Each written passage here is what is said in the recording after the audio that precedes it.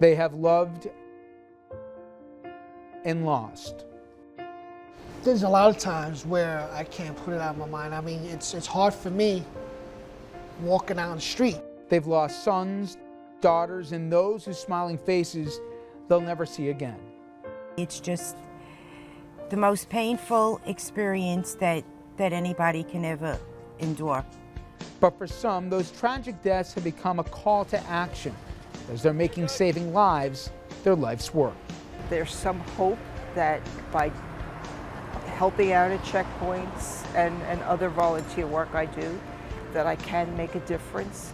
Tonight on this special presentation, a look at love, loss, and lessons learned.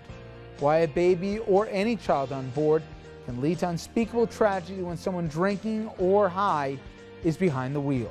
This is Caution, Baby on Board, on a special edition of Richard French Live. How to save a life.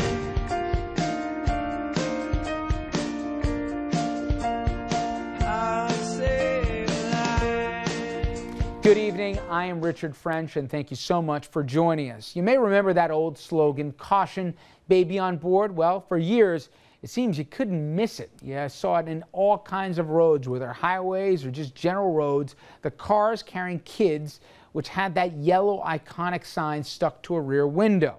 Well, that was then, and this is now. If recent trends are any indication, having a baby or a young child on board might also mean having a drunk or drugged mom, dad, or even grandparent behind the wheel. In fact, in some communities, arrests of those under the influence with a child along for the ride are up, way up. So why are some parents willing to risk the lives of the most precious kinds of cargo? And perhaps even more importantly, what is being done to stop it? Well, in this special report, we take an in-depth look at that very issue. We look at the facts, the fears, and the terrible toll driving drunk with a child on board has taken on so many families. And I want to warn you, this is a story in which emotions can and do run deep. Busted. 30-year-old Nicole Lopez of Glen Cove. Police say she slammed into a tanker truck while driving drunk. Her 5-year-old daughter was riding in the passenger seat when it happened. Busted. 31-year-old Raheem Grenridge of Belmont. Police say he crashed his car near a local housing center. Investigators on the scene say his 1-year-old and 3-year-old were in the back seat at the time. Amazingly, neither child seriously injured. Directly behind me is the Henry Hudson Parkway. It's a scenic stretch of highway that carries thousands and thousands of cars in and out of New York City every day.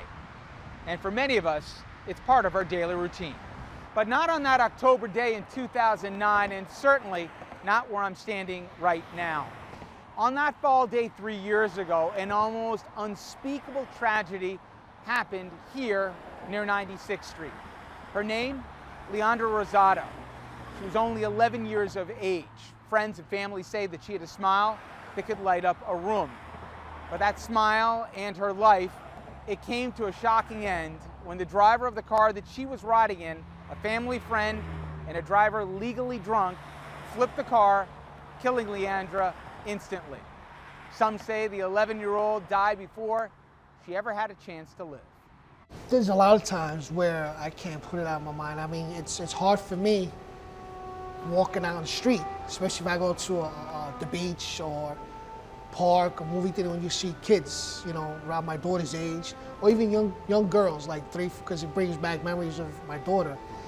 And sometimes I feel, wow, you know, I get choked up. I'm like, you know, it's hard to get out and walk around, you know, and I go home, you know, her room is still the way it is, and I look in the room and I'm missing that voice, and I'll sit there and I'll have the flashback every time of that night, what happened, being at the hospital, you know, and I choke up, let my emotions get out. But while some parents might have fallen into despair or worse at the death of a beloved child, Leandra's father, Lenny Rosado, he turned his devastating loss into determined and dramatic action.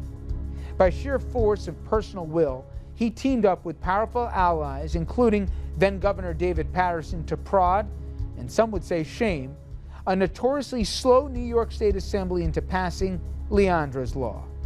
With the stroke of Paterson's pen, what is officially known as the Child Passenger Protection Act, it went into effect on December 1st, 2009. This coming Sunday, August 15th, becomes the second phase of Leandra's Law that goes into effect. And I'm calling that the final knockout punch. Making sure that people are safe on the streets and in their homes, and when they're riding in cars, has to be our highest priority, and the most vulnerable of those who can be injured are children. The legislation made history.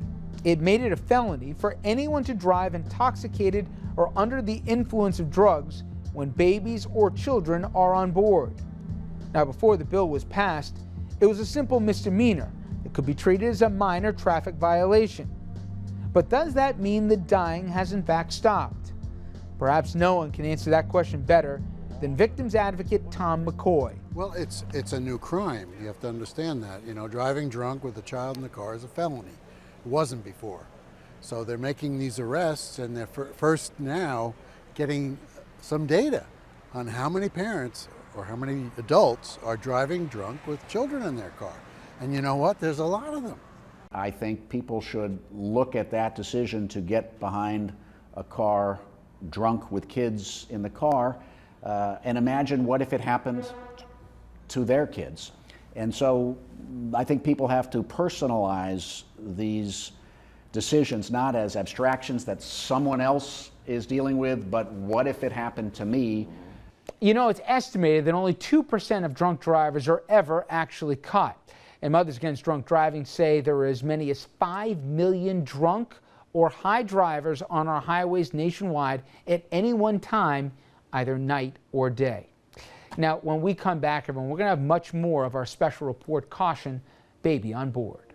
There is zero plea bargaining on Leandra Law DWIs.